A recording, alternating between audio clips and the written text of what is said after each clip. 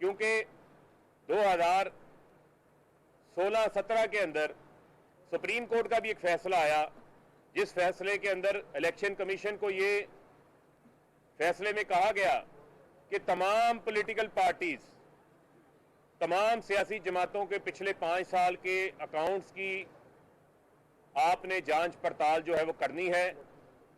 Political parties order 2002 की शिक number 6(3) के तहत, और आपने वो तमाम हकाइक जो है वो सामने लेकर आने हैं। तो यही वजह है कि आज इलेक्शन कमीशन ने पीटीआई की दरख्वास्त के ऊपर पाकिस्तान की 19 जमातों को जो है वो नोटिस जारी किए हैं। और मैं ये समझता हूं कि ये एक तारीखी कदम होगा पाकिस्तान की सियासी जमातों के फंडिंग के अंदर शफाफियत लाने के लिए। और मैं ये समझता हूं कि ये अब पता चल जाएगा कि वो लोग जो बहती गंगा के अंदर हाथ धोना चाहते थे, जो बड़े बड़े झूठ कल यहां पर इलेक्शन कमीशन के सामने बोल के गए हैं, अब उनको पता चलेगा कि उन्होंने अपनी रसीदें भी देनी है, उन्होंने अपना हिसाब भी देना है। और मैं आपको बताता चलूं कि कल मरियम सफदर यहां पर आई, शुक्र है उनको भी इलेक्शन कमीशन की याद आ गई, लेकिन सुना है कि कोई यादाश्त इलेक्शन कमीशन को देना चाहते थे, लेकिन यादाश्त इलेक्शन कमीशन को जमा करवाने की याद तो नहीं आई। लेकिन जो इलेक्शन कमीशन फैसला दे रहा है कि पीपल्स पार्टी नून लीग अपना रिकॉर्ड जो है वो जमा नहीं करवा रही, उसकी रसीदें जमा नहीं करवा रही, कम अज कम कल आप इलेक्शन कमीशन आई थी मरियम बीबी, तो वो जराए भी ले आने थे, वो रसीदें भी ले आनी थी। जिन रसीदों से आपकी पार्टी के अंदर अरबों रुपए के फंड का हिसाब आप नहीं दे पा रही, ले आती आप पहले की तरह कोई जाली ट्रस्ट डीड बना के, ले आती आप कोई कतरी खत बना के।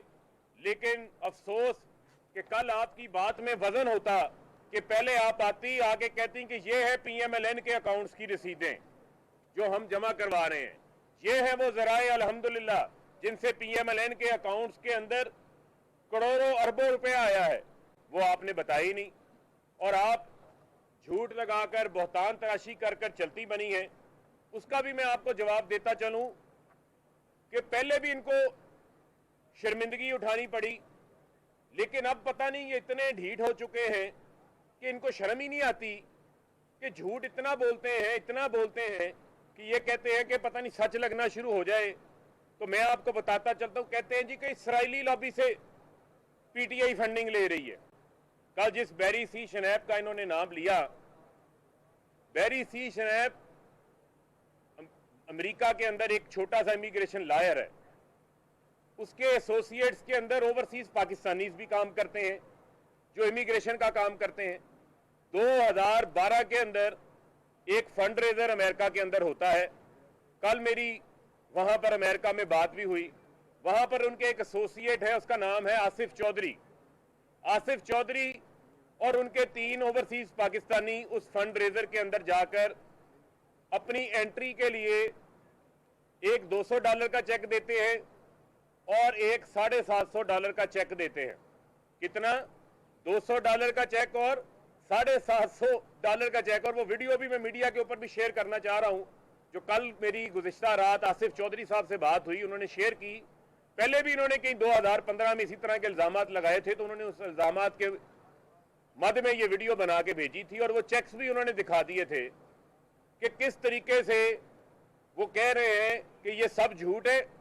1 रुपया भी वो कहते हैं कि इनके अंदर बैरी सी शनैप का शामिल नहीं है। और उस चेक के ऊपर, उस चेक की मेमो के ऊपर मोहम्मद आसिफ चौधरी का नाम लिखा हुआ है। और जिस बैरी सी शनैप को आप कह रहे हैं कि इसराइली पैसा आ गया, अरबों रुपया आ गया, पता नहीं पीटीआई ने उससे क्या मुल्क दुश्मन काम कर दिया पकड़ के, वो झूठ की हंडिया आपकी बीच चौराहे के अंदर फूट चुकी है। और मैं मरियम को कहूंगा कि वो माफी मांगे इस झूठ के ऊपर, इल्जाम तराशी के ऊपर, बहतान तराशी के ऊपर। अब तो ये साबित हो गया है कि मरियम जो कहती थी मेरी लंदन में क्या, मेरी पाकिस्तान के अंदर कोई प्रॉपर्टी नहीं, बाद में कैलबरी फंड के अंदर जाली ट्रस्ट डीड भी इनकी पकड़ी गई। अब जो है वो इस किस्म के और झूठ पकड़े गए, इसराइल के साथ भारत के साथ मिलाने के झूठ जो है वो पकड़े गए हैं। तो मरियम बीबी जुर्रत करें, जुर्रत का मुजाहरा करें और इसके ऊपर आकर जो है वो कौम से माफी मांगे। और यहां पर कल फजलुर रहमान साहब भी बड़े धार रहे थे। इनके अकाउंट्स की हालत यह है कि अब JUIF को भी नोटिस जारी हो गए हैं। अब मौलाना साहब आपने चंदे की रसीदें भी देनी है। अब आपसे पता चलेगा कि पार्टी अकाउंट्स के नाम से किस तरह DI खान की प्रॉपर्टियां बनी फ्रंटमैनों के नाम के ऊपर, किस तरह चक शहजाद की प्रॉपर्टियां बनी। अब आपको भी हिसाब देना है। और आपको बताऊं कि जब हमने इनके अकाउंट्स को देखा तो आप अंदाजा करें कि फजलुर रहमान साहब के पार्टी के अकाउंट के अंदर आमदन कम है, यानी आमदन अगर 10,000 है तो खर्चा 20,000 लिखा हुआ है।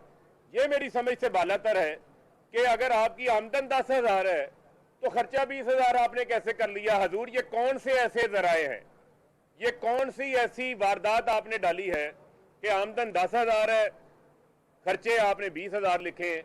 इनके अपने अकाउंट्स जो है वो क्वालिफाइड है। इनके अपने ऑडिटर्स ने इनके अकाउंट्स के अंदर एतराजात लगाए हुए हैं। और कल जो यहां से इदारों को बुरा भला कहा गया, पाकिस्तान के स्टैच्यूटरी इदारों के ऊपर जो है वो इल्जामात लगाए गए, इनको जो है वो शर्म आनी चाहिए। और किस मुंह से बात करते हैं फॉरेन फंडिंग की, PMLN की। मैंने कल शेयर की वो किताब भी, बेनजीर भुट्टो की रिकंसिलेशन। बिलावल साहब अपनी वालदा की किताब का सफा नंबर 201 पढ़ें ताकि आपकी आंखें खुलें। पर्ची चेयरमैन अपनी आंखें खोलें।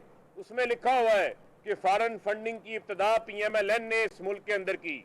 फॉरेन फंडिंग लेके उसामा बिन लादेन से आपकी वालदा शहीद की हुकूमत के खिलाफ 1989 के अंदर अदम एतमाद लेकर आए। बीबी की वीडियोज मौजूद हैं, खालिद ख्वाजा की वीडियोज मौजूद हैं, बेशुमार पाकिस्तान के सहाफियों की वीडियोज मौजूद हैं। फ्रंटियर पोस्ट के एडिटर रहमत शाह अफरीदी की वीडियो मौजूद है जिसमें उसने कहा कि उसामा बिन लादेन से फॉरेन फंडिंग लेके नवाज शरीफ ने जो है वो बीबी की हुकूमत के खिलाफ अदम एतमाद करने की कोशिश की। ये आज किस मुंह से फॉरेन फंडिंग की बातें करते हैं। और ये लोग आज भारत का ताना देते हैं। वो इमरान खान जो मोदी का चेहरा पूरी दुनिया को बेनकाब कर दिया, जिसने बताया कि मोदी फैशिस्ट है, किस तरह इंसानी हकूक की धज्जियां उड़ा रहा है, किस तरह वेस्टर्न मीडिया जो है वो ह्यूमन राइट्स की वायलेशंस को इमरान खान के कहने के ऊपर, इमरान खान के नैरेटिव के ऊपर एक्सपोज कर रहा है। आज वो लोग जो कलबशन को छोटा भाई बना के बैठे हुए थे, कलबशन के नाम लेना पसंद नहीं करते थे, भारत के अंदर दहशतगर्दी, बलूचिस्तान के अंदर होने वाली दहशतगर्दी के ऊपर कलबशन का नाम नहीं लेते थे, जिनके घर मोदी आता था, जिनके हलफनामों पे आप जाते थे, जिनके साड़ियों के आमों के तोहफे आप भेजते थे, हमले भारत में होते थे, FIR आप गुजरावाला में काटते थे, रियासत मुखालिफ बयानियां नवाज शरीफ का, इदारों के सरबराहान के खिलाफ बयानियां नवाज शरीफ का, डाउन लीक्स करे तो नवाज शरीफ करे, मरियम करे, ताना मिले तो भारत का हमें मिले। आप देखें, अपनी अदाओं पे खुद गौर करें, हम कहेंगे तो शिकायत होगी। आप खुद जो है पता है कि भारत के साथ दोस्ती किसको है, ताजियत के खतूत जो है वो किसको आते हैं। अब मामला ये है कि झूठ बोलना कौम से बंद करें। और मैं ये कहूंगा कि अपनी रसीदें अब जमा करवाएं। पहले इनको 2013 से 2015 का हिसाब देना पड़ रहा था, उसकी रसीदें नहीं मिल रही थी। अब तो इलेक्शन कमीशन ने कहा है कि अब हमने हिसाब 2018 तक लेना है, तो उसकी रसीदें भी ढूंढ लें। क्योंकि आपको मैं बता रहा हूं कि आपकी मनी लॉन्ड्रिंग, हुंडी, हवाला, टीटियां, कमीशन, किकबैक्स, ठेकेदारों के साथ ताल्लुकात, फॉरेन एजेंट्स के साथ ताल्लुकात, प्रोहिबिटेड फंडिंग, फॉरेन फंडिंग, आपकी फंडिंग जो है वो पकड़ी जाने जा रही है, जिसका आपको अब जवाब देना है। जी, मीडिया से बात कर रहे हैं इलेक्शन कमीशन के बाहर। उन्होंने कहा कि इलेक्शन कमीशन ने गैर मुल्की फंडिंग में मुल्क की मुख्तलिफ